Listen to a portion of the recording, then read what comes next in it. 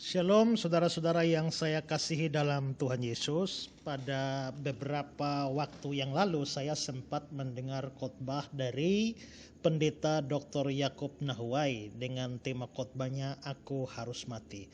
Secara umum saya melihat bahwa khotbahnya bagus, tetapi lalu saya menemukan sesuatu yang saya anggap keliru di dalam khotbahnya beliau ini, yakni ketika beliau menjelaskan bahwa kematian Yesus Kristus itu bukan sesuatu yang terjadi secara dadakan, tetapi itu merupakan sesuatu yang telah dirancang sebelumnya. Sampai di titik ini memang tidak ada masalah, karena memang kematian Yesus Kristus itu memang sudah dirancangkan oleh Allah sebelumnya. Tetapi yang menjadi masalah adalah ketika Pendeta Yakob Nahuai menjelaskan bahwa rancangan sebelumnya itu adalah pada saat Adam dan Hawa jatuh ke dalam dosa. Jadi maksudnya adalah bahwa sejak Adam dan Hawa jatuh ke dalam dosa, maka rancangan bahwa Yesus harus mati itu dimulai.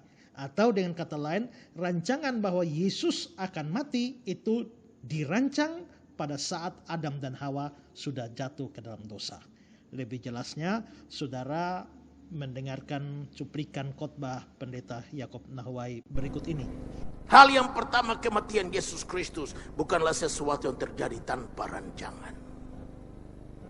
Allah merancangkannya sejak mula pada waktu Adam, nenek moyang kita yang pertama, jatuh dalam dosa.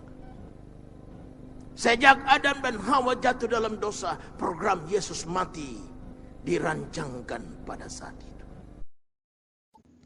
Nah, saudara-saudara, bagi saya apa yang dikatakan Pendeta Yakob Nahuai ini hanya kekeliruan kecil saja. Saya tidak menganggapnya dia sesat, sama sekali tidak. Saya hanya anggap satu kesalahan atau kekeliruan. Tapi saya juga tetap menganggap itu perlu untuk dikoreksi. Mengapa perlu untuk dikoreksi? Karena Pendeta Yakob Nahuai ini adalah pendeta yang terkenal. Biasanya kalau orang mendengar khotbah dari pendeta yang terkenal, kadang-kadang orang tidak lagi memperhatikan dengan baik, tetapi kebanyakan orang langsung menerima apa saja yang dikatakan sebagai kebenaran. Padahal bisa jadi ada kesalahan atau ada kekeliruan di sana. Dan karena itu maka saya merasa apa yang dikatakan oleh Pendeta Yakob Nahuai ini adalah sebuah kekeliruan, dan perlu saya jelaskan supaya orang-orang yang mendengar khotbah itu tidak lantas menganggap itu sebagai sesuatu yang benar. Nah, jadi betul bahwa kematian Yesus Kristus itu sudah dirancang sebelumnya. Tapi dirancang sejak kapan?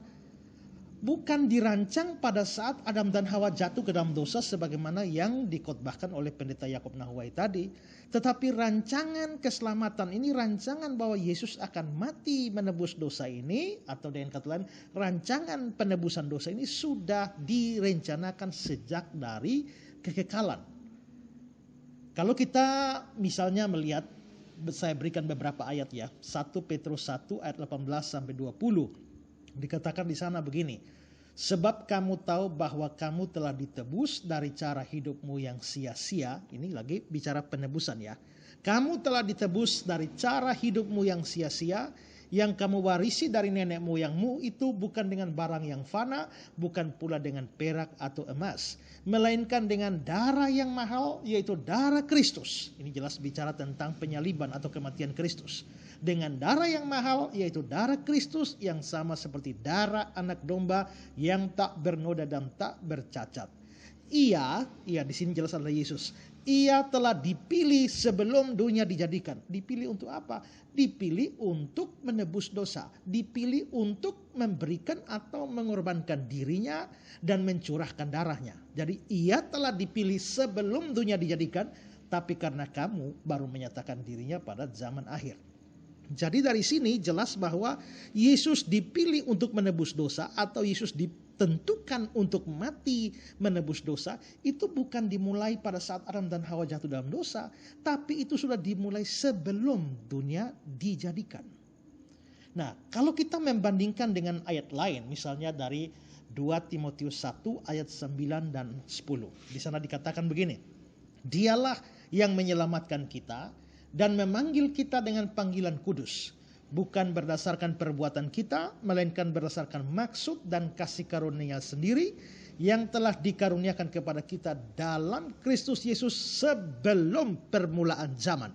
Dan yang sekarang dinyatakan oleh kedatangan Juru Selamat kita Yesus Kristus yang oleh Injil telah mematahkan kuasa maut dan mendatangkan hidup yang tidak dapat binasa. Jadi kata-kata yang terakhir ini ya mematahkan kuasa maut dan mendatangkan hidup itu tidak bisa terlepas dari yang namanya kematian dan kebangkitan Yesus. Tapi kematian dan kebangkitan itu dirancang sejak kapan? Dikatakan sebelum permulaan zaman. Kalau itu dikaruniakan kepada kita sebelum permulaan zaman, itu pasti juga direncanakan sebelum permulaan zaman. Jadi bukan pada saat Adam dan Hawa jatuh ke dalam dosa.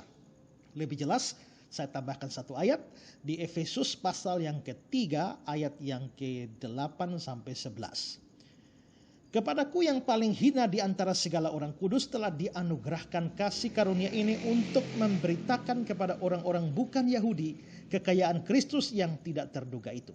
Dan untuk menyatakan apa isinya tugas penyelenggaraan rahasia yang telah berabad-abad tersembunyi dalam Allah. Perhatikan kata-kata ini, rahasia yang telah berabad-abad tersembunyi dalam Allah, yang menciptakan segala sesuatu. Ini dikatakan rahasia yang berabad-abad. Tapi rahasia yang berabad-abad ini kapan? Ayat 10. Supaya sekarang oleh jemaat diberitahukan pelbagai ragam hikmat Allah kepada pemerintah-pemerintah dan penguasa-penguasa di sorga sesuai dengan maksud abadi yang telah dilaksanakannya dalam Kristus Yesus Tuhan kita. Perhatikan ayat 11 ini. Maksud abadi yang telah dilaksanakannya dalam Kristus Yesus Tuhan kita. Nah, apa artinya maksud abadi? Maksud abadi ini jelas bahwa ini menunjukkan satu rencana yang bersumber atau yang sudah berasal dari kekekalan. Ya, itu maksud abadi. Kalau kita melihat di dalam terjemahan lamanya, ayat 11 ini mengatakan menurut seperti maksudnya yang kekal, yang ditetapkannya di dalam Kristus Yesus Tuhan kita. Maksudnya yang kekal.